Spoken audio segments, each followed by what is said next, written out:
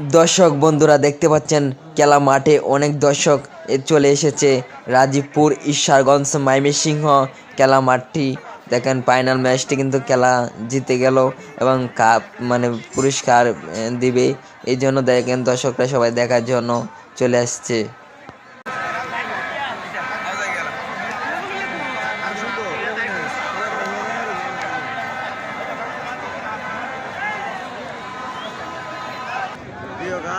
আমরা চলে এসেছি রাজীবপুর টুর্নামেন্ট জন্য অনুরোধ জানাচ্ছি আজকের উদ্বোধক জনাব ইঞ্জিনিয়ার মনিরুদ্দিন সভাপতি বাংলা ছাত্র দল কল্যাণ শাখা।